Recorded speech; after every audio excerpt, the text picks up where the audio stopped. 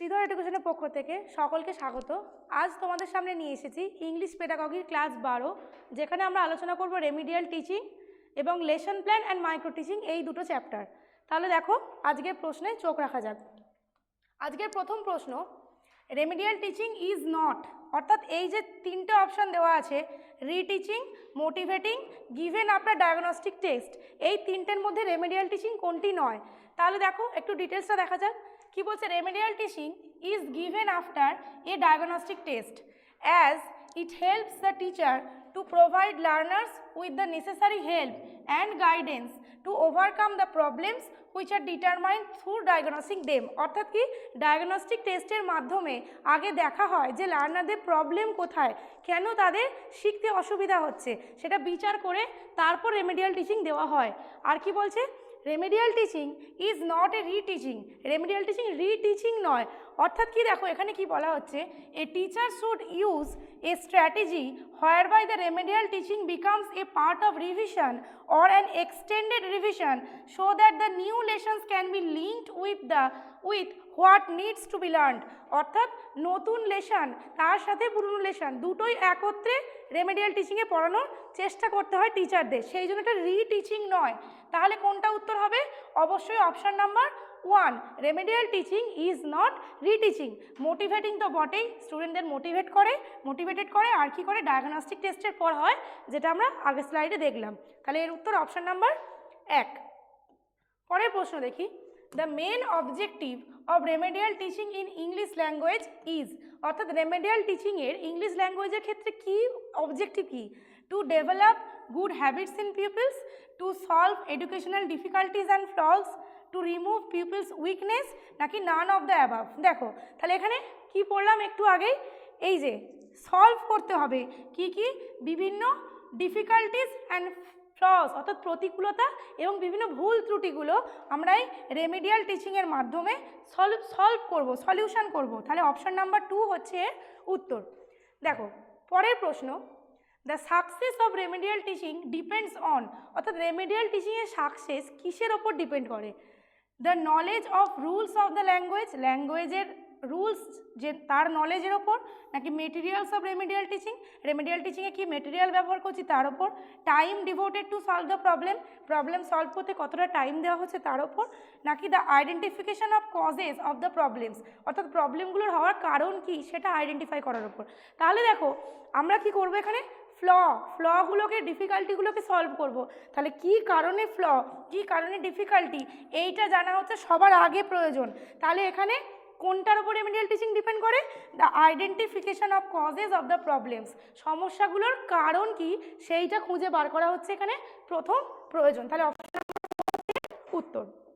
পরের প্রশ্ন দেখি, which of the following is the base of remedial teaching, remedial টিচিংয়ের বেস কোনটা? দেখো self examination test, text book test, diagnostic test, নাকি অ্যাপটিটিউড টেস্ট? তাহলে একটু আগেই পড়লাম, ডায়াগনস্টিক টেস্ট করে কোথায় কোথায় সমস্যা আছে সেটা বিচার করে তারপরে রেমিডিয়াল টিচিং দেওয়া হয়। তাহলে কোনটা হবে? Option number 3, diagnostic test. পরের প্রশ্ন দেখি, role play should be an integral part of every language classroom because, role প্লেকে কেন গুরুত্ব দেওয়া হবে? কারণ কি? It enables girls and boys to interact freely, এটা ছেলে এবং মেয়েদের একে অপরের সাথে ইন্টারাক্ট করতে, কথোপকথন করতে স্বাধীনভাবে সমর্থ করে, নাকি it is an effective classroom management technique, নাকি একটা খুব ফলপ্রসূ ক্লাসরুম ম্যানেজমেন্ট টেকনিক, নাকি it enables students to engage in meaningful talk, স্টুডেন্টদেরকে মিনিংফুল কথোপকথন, অর্থাৎ বিভিন্ন পরিস্থিতিতে বিভিন্ন সিচুয়েশানে কীভাবে রিয়াকশান করতে হয়, কীভাবে কথা বলতে হয়, এইগুলো বলতে সাহায্য করে, নাকি it enables students to memorize the স্টোরিটা মনে রাখতে সাহায্য করে। মেমোরাইজেশন তো কোনোভাবেই এনকারেজড হয় না। তাহলে এখানে কী হবে? দেখো রোল প্লে মানেটা কি, রোল প্লে মানে কি আগে দেখি। Role play is a speaking activity where a child gets an opportunity to speak in an expressive way and can build their creative ideas, অর্থাৎ কি এক্সপ্রেসিভ ওয়েতে কথা বলার সুযোগ পায়। ধরো একটা নাটক বইতে পড়েছে, সেই নাটকটার একটা রোল তুমি প্লে করে দেখাচ্ছ, যেমন এখানে বলা রয়েছে দেখো, in this method students play the role of the character that has come in the story to dramatise the story, অর্থাৎ কোনো একটা গল্প পড়েছে, সেই গল্পটাকে নাটকের রূপ দিতে গেলে একটা ক্যারেক্টারকে প্লে করে দেখায় স্টুডেন্টরা। ইট ডেভেলপস কমিউনিকেশান, অর্থাৎ কথোপকথন করার যে দক্ষতা সেইটা বাড়ায় হচ্ছে রোল প্লে। তাহলে এখানে আমরা উত্তর কোনটা পাচ্ছি, যে it enable student to engage in meaningful talk, যেহেতু এটা কনভারসেশনের সাথে রিলেটেড, তো মিনিংফুল টক, অপশান নাম্বার 3 হচ্ছে এখানে উত্তর। পরের প্রশ্ন দেখি, a child in class 2 writes, দেখো কীভাবে লিখেছে, I like to read a book, কথাটাকে লিখেছে এইভাবে, instead of writing I like to read a book, what does the child's writing show. এই যে শিশুটা এই I like to read a বুককে এইভাবে লিখেছে, তাহলে এটা সে কী করেছে, অ্যাকচুয়ালি স্পেলিং মিস্টেক, বানান ভুল করেছে, উচ্চারণটা ঠিকঠাক করেছে, দেখো উচ্চারণ অনুযায়ী LAIকেই লিখেছে কিন্তু বানান ভুল করেছে। তাহলে তার কী প্রয়োজন, হি needs remedial classes to improve spelling, কারণ সে বানান জানে না, উচ্চারণ কিন্তু জানে, বানানটা জানে না। তাহলে এর উত্তর হচ্ছে অপশান নাম্বার 1। পরের প্রশ্ন দেখি, ইন রেমেডিয়াল টিচিংয়ের ক্ষেত্রে students get support to improve their performance, স্টুডেন্টরা তাদের পারফরমেন্সকে ইমপ্রুভ করার জন্য সাপোর্ট পায়। স্টুডেন্টস গেট এক্সট্রা মার্কস, স্টুডেন্টসরা বেশি মার্কস পায়। Students are given questions to answer, স্টুডেন্টদের প্রশ্ন দেওয়া হয় উত্তর করার জন্য। Students are encourage to study, স্টুডেন্টদের পড়ার জন্য এনকারেজ করা হয়। তাহলে এখানে দেখো এই তিনটে কিন্তু নয়, এক্সট্রা মার্কসও দেওয়া হয় না, কোয়েশ্চেনও দেওয়া হয় না, শুধুমাত্র এনকারেজ করা হয়, এটা কিন্তু নয়, এটা অ্যাকচুয়ালি একটা সাপোর্ট সিস্টেম। স্টুডেন্টদের সাপোর্ট দেওয়া হয়, যারা একটু পিছিয়ে পড়েছে বা কোনো একটা জায়গায় তাদের একটু খামতি রয়েছে সেটাকে মিটিয়ে নেওয়ার জন্য স্টুডেন্টদের সাপোর্ট দেওয়া হয়। তাহলে এর উত্তর হবে অপশান নাম্বার 1। দেখো পরের প্রশ্ন দেখি, পরের প্রশ্ন বলছে remedial teaching is for, remedial teaching কিসের জন্য, improving the image of the school, স্কুলের ইমেজ বাড়ানোর জন্য, the learner to learn better, ভালো করে যাতে লার্নাররা শিখতে পারে, the learner to learn better and the teacher to improve his or her teaching, লার্নাররাও ভালো করে শিখবে, টিচাররাও তাদের টিচিংকে ইমপ্রুভ করবে, নাকি the teacher to teach better, কেবলমাত্র শিক্ষকই ভালো করে পড়াবে। দেখো কোনো একটা জিনিস শিখতে গেলে যেমন টিচারকেও ভালো করে পড়াতে হয়, স্টুডেন্টকেও সেরকম ভালোভাবে শিখতে হয়। তাহলে এটা একটা দুমুখী প্রক্রিয়া, অর্থাৎ দুটোই দরকার। অপশান নাম্বার 3 হবে এর উত্তর, যেখানে বলা হচ্ছে লার্নারও ভালো করে শিখবে, টিচারও ভালো করে শেখাবেন, ইমপ্রুভ করবেন তার শেখানোর পদ্ধতি। পরের প্রশ্ন দেখো, remedial teaching is designed for, remedial teaching কেন ডিজাইন করা হয়, স্টুডেন্টস উইথ স্পেশাল নিডস আছে যে সমস্ত স্টুডেন্টদের তাদের জন্য, নাকি ফর ড্রপ আউট স্টুডেন্টস যারা স্কুল পলাতক তাদের জন্য, স্কুল ছেড়ে দিয়েছে এমন স্টুডেন্টদের জন্য, নাকি for bright students to get good marks, নাকি যারা ভালো স্টুডেন্ট ইন্টেলিজেন্ট স্টুডেন্ট তাদের জন্য যাতে আরও ভালো মার্কস পায়, নাকি to support students who lag behind in the academic performance, নাকি যারা অ্যাকাডেমিক পারফরমেন্সে অর্থাৎ তাদের ধরো এক্সাম হয়েছে, এক্সামে ভালো নাম্বার পায়নি, এইরকম তাকে তাদের কোনো জিনিস বুঝতে অসুবিধা হয়, এইরকম যে স্টুডেন্টরা তাদের জন্য। তাহলে অবশ্যই রেমেডিয়াল টিচিং সাপোর্ট করার জন্য কাদের, যারা অ্যাকাডেমিক পারফরমেন্সে একটু পিছিয়ে আছে। তাহলে অপশান নাম্বার 4। পরের প্রশ্ন দেখি, main objective of diagnostic test, diagnostic টেস্টের মেন অবজেক্টিভ কি, লক্ষ্য কি, to know the content weakness of স্টুডেন্টদের দুর্বলতা কি, নাকি to know the scholastic achievement of স্টুডেন্টদের কি অ্যাচিভ করেছে তারা পড়াশোনার ক্ষেত্রে সেইটা জানা, নাকি টু ডু রেমেডিয়াল টিচিং, নাকি রেমেডিয়াল টিচিং করা। দেখো ডায়াগনস্টিক টেস্ট কিন্তু রেমেডিয়াল টিচিংয়ের জন্যই, অর্থাৎ রেমেডিয়াল টিচিং আদৌ প্রয়োজন আছে কি না সেইটা ডিটারমাইন করে কিন্তু ডায়াগনস্টিক টেস্ট। তাহলে এখানে উত্তর হবে অপশান নাম্বার 4, যেখানে বলা হচ্ছে বোথ 1 and 3, 1 তো বটে, স্টুডেন্টদের উইকনেস জানবো, উইকনেস জেনে রেমেডিয়াল টিচিং দেবো, তাহলে কিন্তু উত্তর হবে অপশান নাম্বার 4, যেখানে দেওয়া আছে বোথ 1 and 3। দেখো ডায়াগনস্টিক টেস্টটা কি একটুখানি এখানে বলা আছে, diagnostic test is a comprehensive test, যেটা আমাদের কি বুঝতে সাহায্য করে, that provides feedback to teachers and students on their strengths and weakness, teacher এবং স্টুডেন্ট উভয়েরই স্ট্রেংথ কোনটা তাদের শক্তিশালী জায়গা, উইকনেস কোনটা তাদের দুর্বলতা, দুটোই বুঝতে সাহায্য করে। It is specially conducted for removing the learning difficulties of লার্নারদের শিখতে যে ডিফিকাল্টি, যে অসুবিধা সেইগুলো দূর করার জন্যই কিন্তু এটা সাধারণত করা হয়। আর এখানে একটা বড় করে বলা আছে একটা কথা, the diagnostic test does not give importance two marks, diagnostic টেস্টে কিন্তু মার্কসের ওপর গুরুত্ব দেওয়া হয় না, গুরুত্ব দেওয়া হয় স্টুডেন্টদের উইকনেস কোথায় সেটা বার করা, যাতে সেটাকে ইমপ্রুভ করা যায়।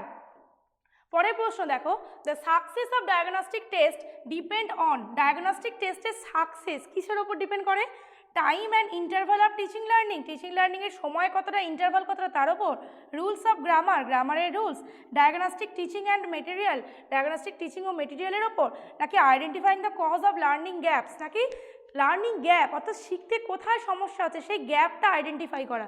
অবশ্যই অপশন নাম্বার 4 হবে। ডায়াগনস্টিক টেস্টই হোক বা রেমেডিয়াল টিচিং হোক, দুটোর ক্ষেত্রেই আমাদের সবথেকে আগে প্রয়োজন লার্নিং গ্যাপটাকে আইডেন্টিফাই করা, অর্থাৎ স্টুডেন্টরা কেন শিখতে পারছে না এইটা জানা। পরের প্রশ্ন দেখি। পরের প্রশ্ন বলছে an ideal lesson plan is, একটা আইডিয়াল আদর্শ পাঠ পরিকল্পনা কেমন হবে? Based on teaching levels, teaching লেভেলের ওপর ভিত্তি করে, অবজেক্টিভ বেসড, তার নির্দিষ্ট কিছু অবজেক্টিভ থাকবে, বেসড অন প্রিভিয়াস নলেজ, তার প্রিভিয়াস নলেজের ওপর ভিত্তি করে। অবশ্যই তিনটেই উত্তর, অর্থাৎ অল অফ দ্য অ্যাবাভ, তিনটেই কিন্তু একটা আদর্শ লেসন প্ল্যানের গুণাবলীর মধ্যে পড়ে। তোমার প্রিভিয়াস নলেজের ওপর ভিত্তি করে নতুন চ্যাপ্টার পড়ানো হবে, পরবর্তী নলেজ যেটা সেটা দেওয়া হবে, অবজেক্টিভ বেসড অবশ্যই হবে, আর এটা অবশ্যই টিচিং লেভেলের ওপর বেস করে, তুমি কোন ক্লাসের পড়াচ্ছ, কোন লেভেলের স্টুডেন্টদের পড়াচ্ছ সেটা তো মেনটেন করতেই হবে। এবার দেখো লেসন প্ল্যান কি? A lesson plan outlines the in detail the various steps which the teacher proposes to undertake in his or her class, অর্থাৎ একজন শিক্ষক তার ক্লাসে কী ভাবে পড়াবেন সেই স্টেপটা ডিটারমাইন করে কিন্তু লেসন প্ল্যান। ওই জন্য লেসন প্ল্যানকে কী বলা যেতে পারে? Plan of action. তুমি কিভাবে কাজ করবে ক্লাসে গিয়ে সেই প্ল্যানটা আমাদের দেয় কে? Lesson plan. Its primary goal, এর মুখ্য উদ্দেশ্য কি? To anticipate the teaching learning process, অর্থাৎ কীভাবে টিচিং লার্নিং প্রসেসটা এগোবে সেইটা অ্যান্টিসিপেট করা, আগে থেকে বলে দেওয়াই হচ্ছে এই লেসন প্ল্যানের কাজ, যেখানে আমাদের একটা প্ল্যান সেট থাকে যে আমরা এইভাবে এগোবো। এই গেল লেসন প্ল্যান। পরের প্রশ্ন দেখি। The classic format of lesson plan is as per, classic format কাকে ফলো করে নেওয়া হয়েছে, গ্রহণ করা হয়েছে? হার্বাসিয়ান স্টেপস, হিলার-টাপা স্টেপস, হিল-গার্ডিয়ান স্টেপস নাকি হার্বার স্টেপস? অবশ্যই উত্তর হবে অপশন নাম্বার 1, হার্বাসিয়ান স্টেপস। এখানে দেখো উনি যে স্টেপগুলোর কথা বলেছিলেন সেই স্টেপগুলো কী কী দেখি। ফার্স্ট হচ্ছে ইন্ট্রোডাকশন, যেখানে শিশুর মনটাকে প্রিপেয়ার করা হয় নতুন নলেজ গ্রহণ করার জন্য। তারপর হচ্ছে প্রেজেন্টেশন, অর্থাৎ তুমি একটা লেসনকে কীভাবে স্টুডেন্টের কাছে প্রেজেন্ট করবে। তারপর হচ্ছে অ্যাসোসিয়েশন আর কম্প্যারিজন, যেটার মানে কি it is always desirable that new ideas or knowledge be associated with the daily life situation, অর্থাৎ তুমি যে জ্ঞানটা স্টুডেন্টদের দিচ্ছ, প্রদান করছো, সেই জ্ঞানটা অ্যাসোসিয়েটেড হবে কিসের সাথে? ডেলি লাইফ সিচুয়েশনের সাথে, যাতে তাদের সেটা বেশি দিন মনে থাকে এবং সেটা তাদের কাছে অনেক বেশি গ্রহণযোগ্য হয়। তারপর কি জেনারেলাইজেশন, অর্থাৎ কি একটা বিশেষ কিছু উদাহরণ দিয়ে সেটা থেকে একটা কনক্লুশন টানা, অর্থাৎ কি বলছে? It makes establishment of certain formulae, অর্থাৎ কিছু একটা বলে সেটা থেকে একটা ফর্মুলা, একটা রুল জেনারেট করা, সেটা হচ্ছে জেনারেলাইজেশন। আর কি? অ্যাপ্লিকেশন, তুমি যা শিখলে, যা নতুন জ্ঞান অর্জন করলে সেগুলোকে বাস্তবিক জীবনে অ্যাপ্লাই করা। এইগুলো স্টেপ হচ্ছে কার? হার্বাসিয়ান মেথডের স্টেপ, যেগুলো লেসন প্ল্যানে ফলো করা হয়। পরের প্রশ্ন দেখি। The important aim of lesson plan is, lesson প্ল্যানের গুরুত্বপূর্ণ এম, লক্ষ্য কি? টু ইভালুয়েট পিউপিলস অ্যাচিভমেন্ট কতটা হয়েছে ইভালুয়েট করা। To foresee the teaching learning process, দেখো এইমাত্র পড়লাম টিচিং লার্নিং প্রসেসকে অ্যান্টিসিপেট করে, অ্যান্টিসিপেশন মানেই হচ্ছে ফোরসি, আগে থেকে দেখা, তাহলে উত্তর হবে অপশন নাম্বার 2। পরের প্রশ্ন দেখি। পরের প্রশ্ন বলছে what should a teacher keep in mind while making lesson plans to encourage Discovery learning in his or her students. দেখো এখানে কি বলছে? স্টুডেন্টকে পড়ানোর সময় টিচারের মানে এনকারেজ করার সময় কোনটা মাথায় রাখতে হবে? The content of lesson plan should be the response of the students, অর্থাৎ লেসন প্ল্যানে স্টুডেন্টদের রেসপন্স ইনক্লুডেড থাকবে না, are the lesson plan should be develop from the previously determined logical structure, অর্থাৎ পূর্ব থেকে নির্ধারিত কোনো একটা লজিক্যাল স্ট্রাকচারের উপর ডিপেন্ড করে লেসন প্ল্যান তৈরি হবে। এখানে দেখো দুটোই সত্য। কেন সত্য? প্রথমটা কেন সত্য বলি, লেসন প্ল্যান এমনভাবে তৈরি করতে হবে যেখানে স্টুডেন্টরা অ্যাক্টিভভাবে ক্লাসে ইনভলভ হতে পারে, এমন কিছু সিচুয়েশান, এমন কিছু অবজেক্টিভ সেখানে সেট করতে হবে যাতে স্টুডেন্টরাও অ্যাক্টিভলি ক্লাসে থাকতে পারে, তাদের সাথে প্রশ্ন উত্তর পর্ব চলবে, গ্রুপ ডিসকাশন চলবে, এগুলোর মাধ্যমে স্টুডেন্টরা অ্যাক্টিভ থাকবে। এটা গেল 1 নম্বর পয়েন্ট। 2 নম্বর পয়েন্ট, অবশ্যই ডিটারমাইন লজিস্টিক স্ট্রাকচার থাকবে, তুমি কার পর কী করবে। পাঠ পরিকল্পনায় অবশ্যই এটা বলা থাকবে যে ক্লাসে ঢোকা থেকে বেরোনো অবধি কিসের পর কী হবে, সেই জন্যই তো পরিকল্পনা। তাহলে এখানে উত্তর হবে অপশান নাম্বার 3, যেখানে বলা আছে বোথ 1 and 2, এর উত্তর অপশান নাম্বার 3। পরের প্রশ্ন দেখি। Why should the teacher create a lesson plan, একজন শিক্ষক লেসন প্ল্যান কেন তৈরি করবেন? পাঠ পরিকল্পনার প্রয়োজনীয়তা কি? It helps in the use of material use করতে সাহায্য করে। It helps to work in sequence, একটার পর একটা সিকোয়েন্স মেনে কাজ করতে সাহায্য করে। It helps in checking knowledge of গ্রামারের নলেজ চেক করতে সাহায্য করে। নাকি it helps in variety reading of material, বিভিন্ন ধরনের ভ্যারাইটি অফ রিডিং মেটেরিয়াল, বিভিন্ন রকম রিডিং মেটেরিয়ালে সাহায্য করে। কোনোটাই নয়, দুই ছাড়া। কারণ কি, এই যে বললাম প্ল্যান মানে একটা ছকা জিনিস আমাদের কাছে, যে হ্যাঁ এটার পর আমি এটা করব, কার পর কি করব, সেই সিকোয়েন্সটা আমাদের বলে দেয় লেসন প্ল্যান। তাহলে উত্তর হবে অপশন নাম্বার 2। পরের প্রশ্ন দেখো, micro teaching is a technique used for, micro teaching এই টেকনিকটা কেন ইউজ করা হয়? টিচিং স্মল সাইজ ক্লাস, ছোট ক্লাসের ক্ষেত্রে। টিচিং ইন সিমুলেটেড কন্ডিশন অর্থাৎ একটা কৃত্রিম পরিবেশে। Preparation of teacher in specific teaching skills, টিচারের কোনো একটা স্পেসিফিক টিচিং স্কিলকে প্রিপেয়ার করার জন্য। নাকি টিচিং ডিফিকাল্ট কনসেপ্ট, কোনো শক্ত কনসেপ্ট বোঝানোর জন্য। দেখো এখানে মাইক্রো টিচিংটা কি সেটা আগে একটু দেখে নিই। দেখো এখানে বলছে micro teaching is a technique or strategy used in teacher training which helps in acquiring specific classroom competencies through practice, feedback and repetition until the specified teaching behaviour is achieved. অর্থাৎ মাইক্রো টিচিং কিসে use করা হয়? Teacher ট্রেনিংয়ের ক্ষেত্রে। আর কি বলছে দেখো, it is related to teaching strategy which helps the teacher to develop core skills of teaching, কাকে সাহায্য করে টিচারকে কি ডেভেলপ করতে? স্কিল ডেভেলপ করতে।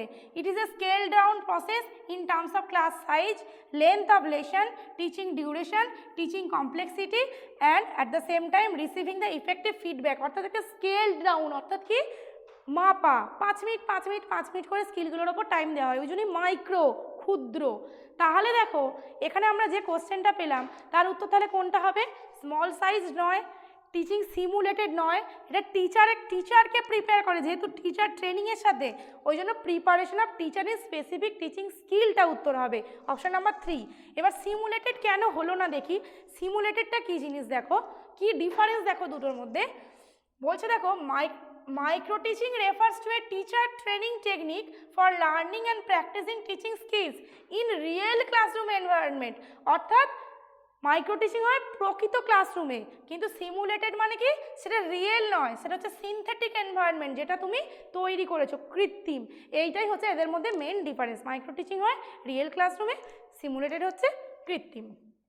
পরের প্রশ্ন দেখি, during teacher education micro teaching refers to which of the following. Micro teaching কোনটাকে রেফার করে?